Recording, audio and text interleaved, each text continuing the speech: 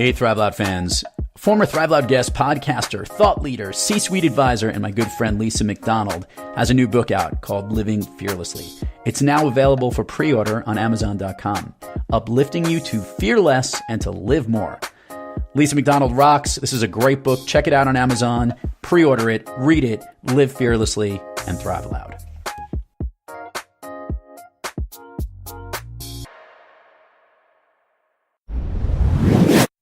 Thrive Loud with Lou Diamond. Wait a second. Lou Diamond sounds like a fluffer at your local theater, if you know what I mean. Today on Thrive Loud with Lou Diamond. I am helping people become financially free. I'm literally coaching them on overcoming their roadblocks to financial freedom, teaching them financial literacy, teaching them about how to change their money mindset from a poverty consciousness to a prosperity consciousness, teaching them how to use their intuition, and teaching them what their financial freedom number is so that they can make sure that their cash flow exceeds their expenses and that they become financially free sooner. You don't need to play it safe. This was spectacular. I'm going to be really honest, so I hope you don't mind. Yeah, that's what we want. And there will be bumps in the road. There will be twists and turns. You needed moxie on the floor and volume.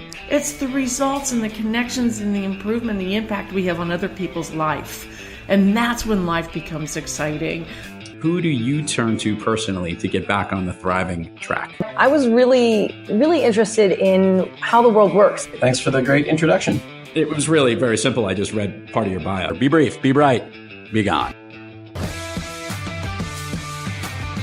Get ready to thrive loud with Lou Diamond.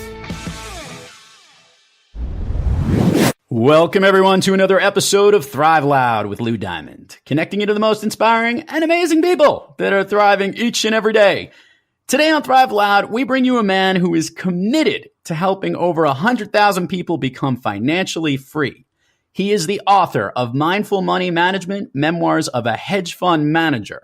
His current focus is to assist individuals as a prosperity coach, where he works closely with his clients to help identify and overcome the roadblocks standing in their way of personal financial freedom, something all of us are looking forward to in our lives at some point or another.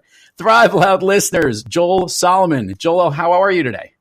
Great, Lou. Thanks so much for having me on your show today. I really, really appreciate it. So the Thrive Loud fans who know me fairly well know that I came from a world of Wall Street and have dealt with many people in the hedge fund industry, lots of hedge fund managers, people that manage portfolios, people from a land that if you knew what Wall Street language was, would be very familiar with it. But a lot of our listeners have no idea what that stuff is. And it's very interesting to hear a little bit of your journey to talk about maybe what you were doing and the transition that you've made into this mindful money management. That sound like a good way to make this interview go, Joel? Absolutely, sure. Right. So first of all, let me just start by saying I'm a dedicated father to two amazing, wonderful, caring, thoughtful daughters, Lauren and Morgan. And my company is actually named after them, SaLaurMor for Lauren and Morgan. Gotcha. And so it's SaLaurMor Prosperity Coaching. And yes, what am I doing right now is, as you mentioned, I am helping people become financially free. I'm literally coaching them on overcoming their roadblocks to financial freedom, teaching them financial literacy, teaching them about how to change their money mindset from a poverty consciousness to a prosperity consciousness, teaching them how to use their intuition, and teaching them what their financial freedom number is so that they can make sure that their cash flow exceeds their expenses and that they become financially free sooner. I want to jump in here and rewind a little. Yep. Because this is interesting. Now, whether you knew it or not, you were doing this, so to speak, from an investment point of view. When you were running your hedge fund, what type of hedge fund was it? And what were your day-to-day responsibilities, the type of fund that you had? Yeah, so it was long, short, equity, financials focused hedge funds. So long, short means, I'm betting some stocks that were going to go up, other stocks that were going to go down. And so we were investing in securities, public companies. And we also had the ability to invest in fixed income securities, but we didn't do much of that. And how long did you do that for? So SaLaurMor Capital was up and running, managing other people's money, institutional money, from June of 2013 until about that time in 2016.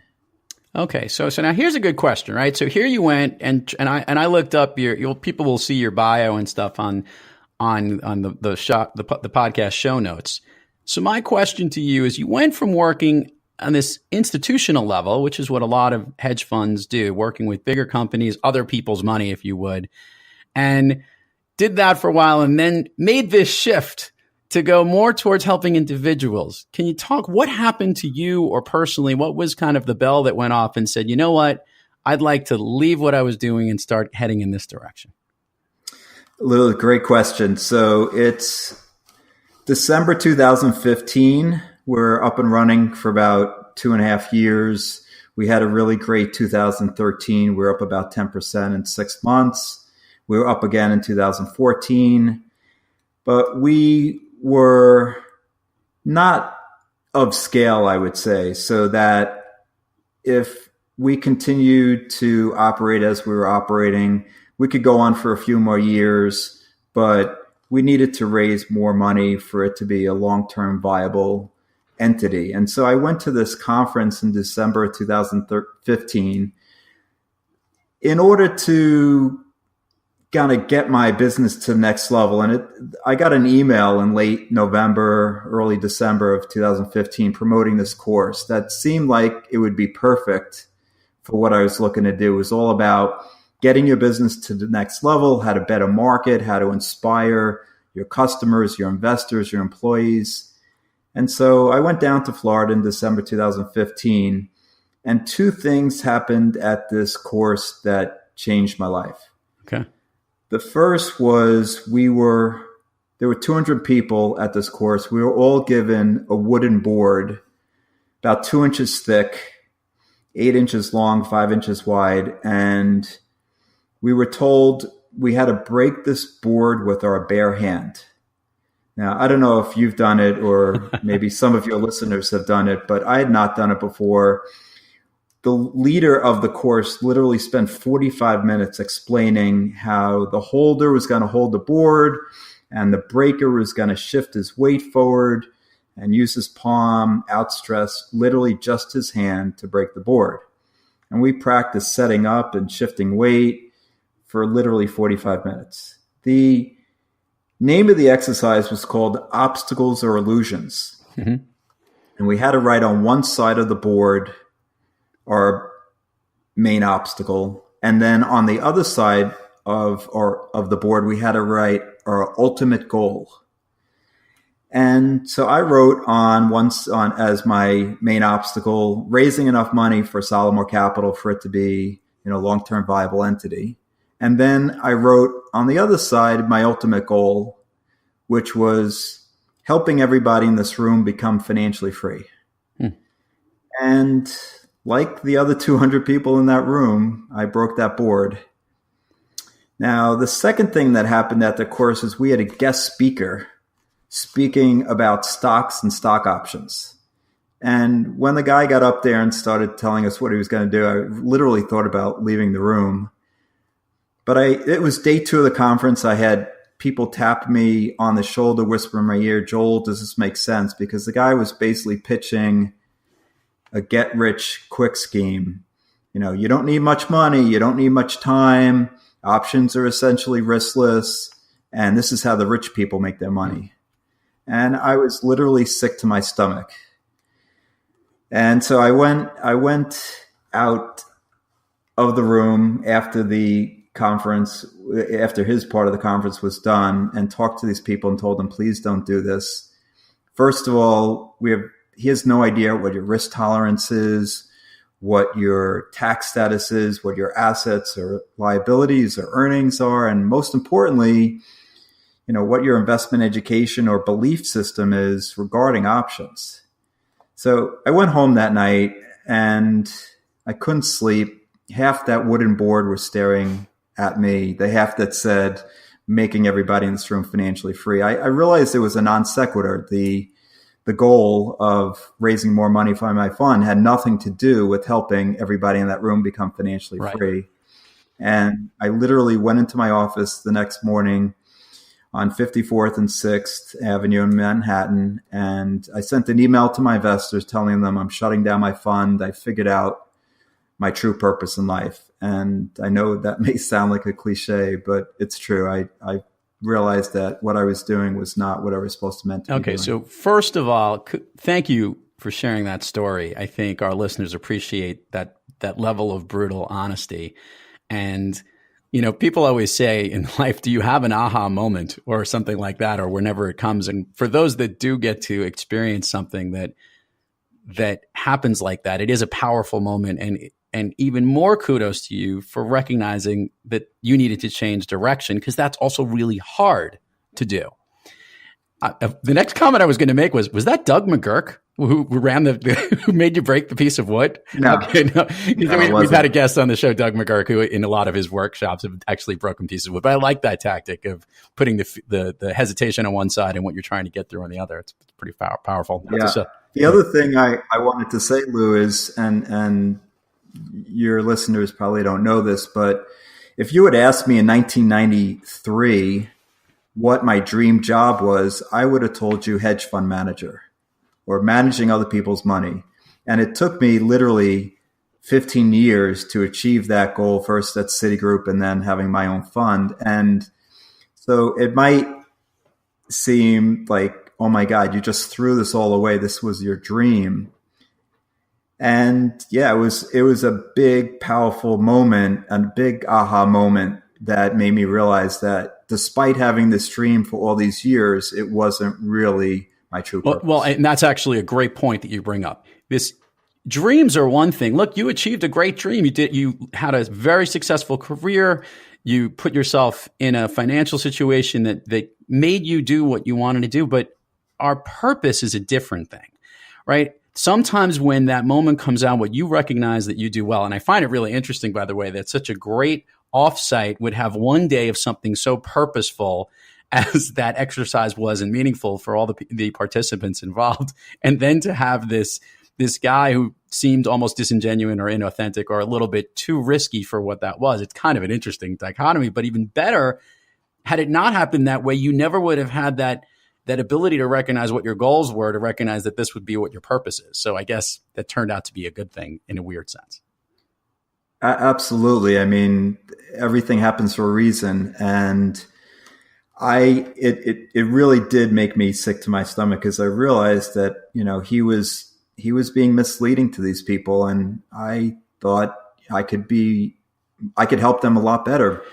And of course I'm not, I'll tell your listeners, I'm not the best sales guy in the room, but I feel like the content that I have and my experiences can help. Okay, so great segue. So talk about, as the prosperity coach that you are and helping people move forward, what are some of the ways that you work with people and helping to understand them? Did you come up with a good process so that, no different than you breaking through that block of wood, that people are breaking through whatever those roadblocks are to help them achieve this personal financial freedom? Do you have certain steps that you walk them through?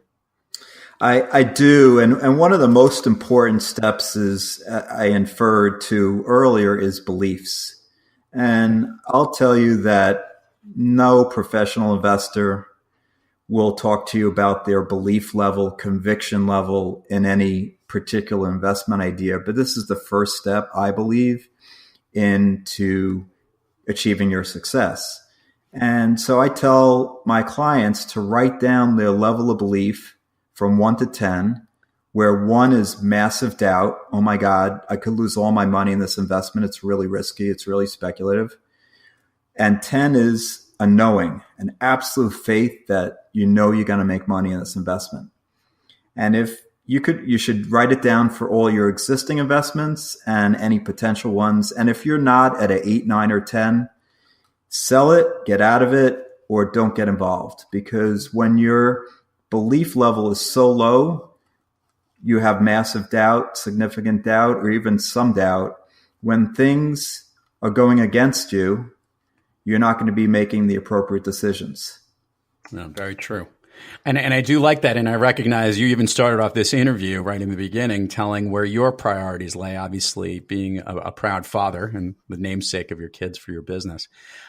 It's so important to get not only your beliefs, but your priorities in line as well with what you care about, right?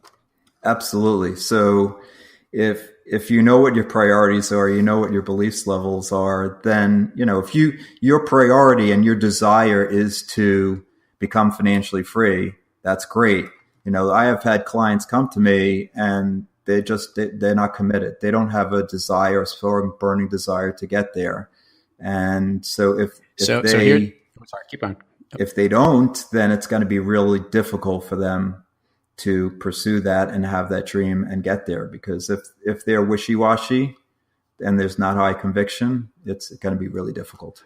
Joel, this is the question I guess that I had was, when you made the decision to leave the hedge fund world and go into this, and you sent the email out to your clients, how many colleagues and clients basically said, what are you doing? You must be crazy.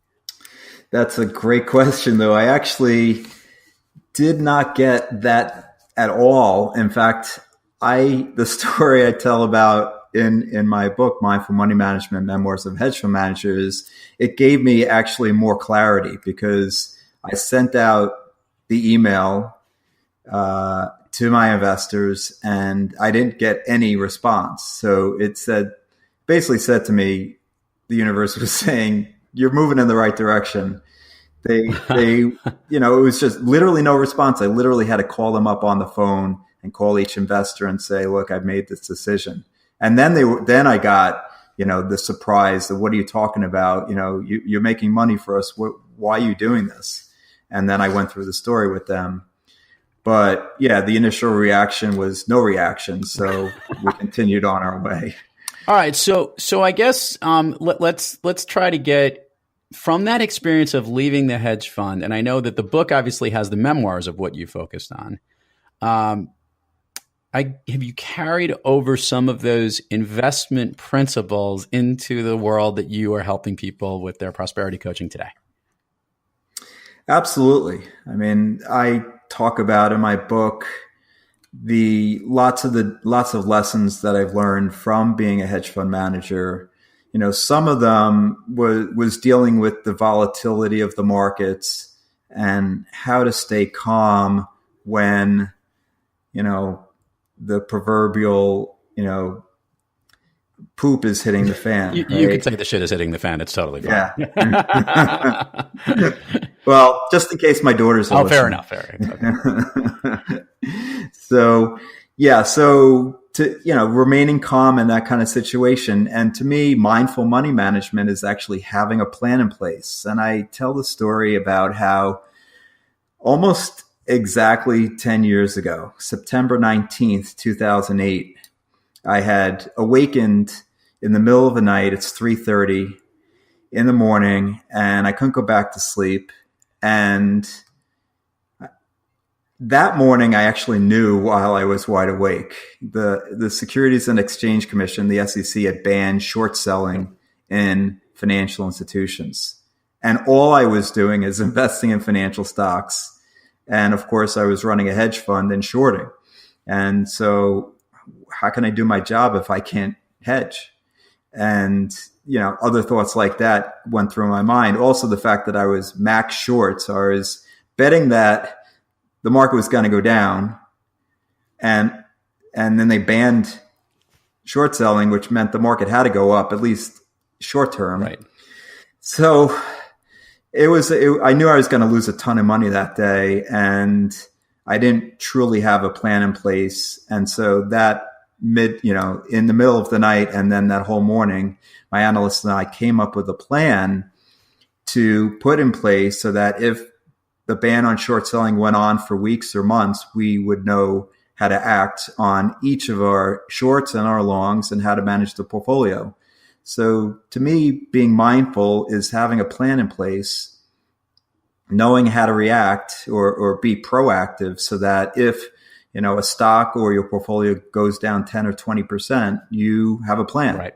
You'll either have stop losses in place and limit your losses, or you're going to be taking advantage of lucrative opportunities that come your way by buying more if you know that the company's worth a lot more and the stock goes down 20%. So, this is what I teach, as well as a lot of other lessons that I learned, including being happy. How I have 3 chapters in my book related to happiness. One is just called Happiness. It's chapter 8. I have another chapter called Feel Good Now, and I have another chapter called Unconditional Happiness. And my biggest lesson learned from managing a fund is that being happy is really important. If you're depressed and sad and unhappy all the time, well, no matter what your plan is, it's difficult to actually have it come to fruition. And my big example is August 2015, when I literally took 2 weeks off, 1 week with a buddy of mine to go to Croatia for a week. And the second week was a week with my kids to do various amusement parks around Pennsylvania, from Hershey Park and Dutch Wonderland and a couple of others. And I wasn't focused on watching every tick of a stock going up or down. I was in the moment. I was present. I was having fun. I wasn't on my phone every single minute of the day watching. And we had our best relative performance that day, that month, of any month I've managed money. We were up 3%, and the stock market was down 6.8%. So I guess it's easy to say, Joel, and I think I'm obviously putting the cart before the horse here, but recognizing where we're heading. You're pretty happy with the move that you made, leaving the hedge fund world and doing what you're doing today. Absolutely. I mean, one of the lessons I learned is I was unhappy a lot of the time because I was conditionally happy, meaning that if we made money, I was happy. And if we lost money, I was sad. And that is a terrible way to live your life, because you're living your life conditionally based on external forces. And now I know, and I've learned over the last years, that I can control my happiness through specific techniques. And this is what I teach my clients as well, that you can decide to be happy, and you can do certain things yourself, proactively determined to be happy. Yep. And that way you can create your life. Well, this is a great segue, because I know you're a fan of this show, and I love to ask the guests on the show, Joel, when you have trouble thriving, who or what practice do you seek to get back on the thriving track? What would that be for Joel Salomon? So I have a number of techniques. One is meditation. Highly recommend meditating. It clears your mind, gets all the crap out, and it's got me more focused. It made me more productive. Another one is a technique of gratitude. Mm-hmm. And so I have a gratitude journal, and I write in my gratitude journal every morning 5 things that I'm grateful for every night.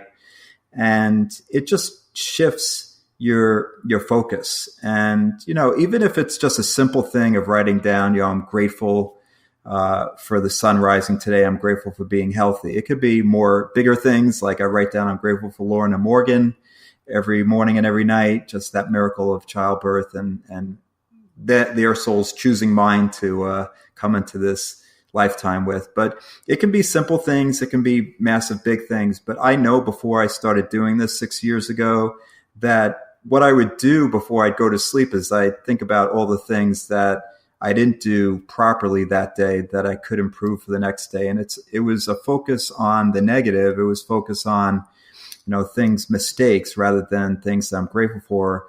And, I truly believe in the law of attraction, which says that, the more you're grateful for, the more things you're grateful for in your life, the more things come into your life to be grateful for.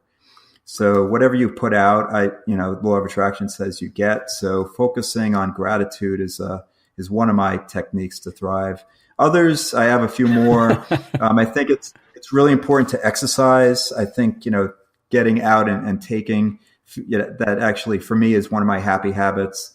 A few more, doing affirmations, visualizing for just even 3 to 5 minutes. Your dreams and desires are really important as well. I like it, and I look forward when the Thrive Loud book comes out with all the things that we can do. That we'll just run this episode. So Joel hits all the key things that everybody should be doing. All right, so Joel, great opportunity here for you to plug all the things that are Joel Salomon and everything that's your work and your business. This is going to be in the show notes, but when it comes from you, it's always better. Great. Thanks, Lou. So first of all, as we mentioned, Mindful Money Management, Memoirs of a Hedge Fund Manager, my book that came out earlier this year, actually became a bestseller. It's available on Amazon. It's available on my website as well. My website is SaLaurMor.com. Again, named after my daughters. It's SaLaurMor.com or JoelSalomon.com. And on that website, I have a ton of freebies from my recommended books, recommended songs, recommended quotes. I have my own vision board, my favorite travel destinations, along with, this is pretty unusual, my investment letters that I sent out to my hedge fund investors for the 3 years that I manage money for them. And then, of course, you can get the 3 different programs for prosperity coaching. The programs are the basics of investing, manifesting, and financial freedom. And if you go into each of those different modules, you'll find freebies there too, from affirmations to different audio files, self-talk audio files that will help you improve your self-esteem, improve your confidence, and get you to financial freedom quicker. So there's a lot of great freebies on the website, SaLaurMor.com, and you can go there for all that. Joel Salomon, this has been awesome and very, very educational. And now we'll just have to go with the signature question. What is your all-time favorite movie? Man, that's a great question. It's actually a movie that is some may say has a lot of great songs, but somewhat mindless. Blues Brothers, and the Blues Brothers. I guess I love action movies, and it has a lot of great songs. But I love the Blues Brothers growing up, and any chance I get, I just like that kind of somewhat mindless but fun. Great songs in there. We've had a lot of people request Blues Brothers. It obviously has some place in the heart of a lot of people. Something about that movie just clicks is the best thing I could think of. This has been great, Joel Salomon. Educational. I love people that make the leap from one space to another. You have a place in my heart from that experience that we both share. And thank you so much for coming on Thrive Loud today. Lou, thanks so much for having me. I really do appreciate it. It's been a great pleasure. And to all the Thrive Loud listeners out there, keep thriving onward and upward. And remember, be brief, be bright, be gone. 1, 2, 1, 2, 3, 4.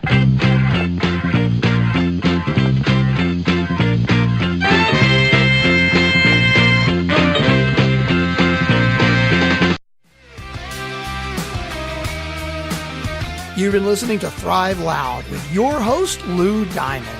Make sure to subscribe on iTunes, Overcast, or wherever you get your podcasts. And follow us on Twitter, Facebook, and Instagram at Thrive Loud. Or find us on the web at thriveloud.com.